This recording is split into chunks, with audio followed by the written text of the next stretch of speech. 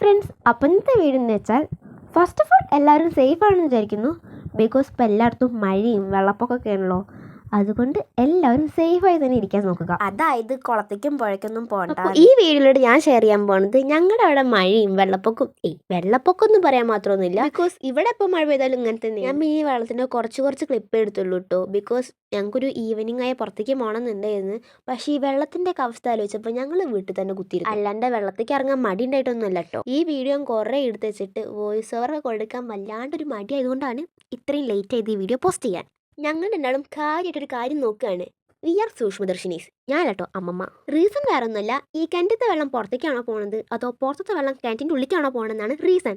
അപ്പോൾ ഇതിൻ്റെ ആൻസർ നിങ്ങൾ തന്നെ പറയാം. നമുക്ക് നോക്കാമല്ലോ നിങ്ങളിൽ ആരൊക്കെയാണ് സൂക്ഷ്മദർശിനീസ്. ഇങ്ങോട്ടും ഉഷാറുണ്ടെങ്കിൽ തന്നെ അങ്ങോട്ടും തിരിച്ചു പോകണം. ഭയങ്കര വളർത്തി ചെരുപ്പിടാണ്ട് ഇത് കൂടെ വന്നാൽ നല്ല പണി കിട്ടും. ബിക്കോസ് ഇവിടെ മൊത്തം കല്ലുമുട്ടിയാണ്. അപ്പം നമ്മൾ ഈ ചെരുപ്പിടാണ്ട് നടന്ന കാലിൻ്റെ പണി ഒരുവിധമാവും. ഇത് പിന്നെ മലമ്പുഴ ഡാം തുറന്നിക്കൊന്നുമില്ല കേട്ടോ, അപ്പുറത്ത് തൊടിയത്തെ വെള്ളമാണേ. കോമഡി. അപ്പോൾ ഇന്നത്തെ വീഡിയോ ഇത്രേ ഉള്ളൂ. So bye, see you guys.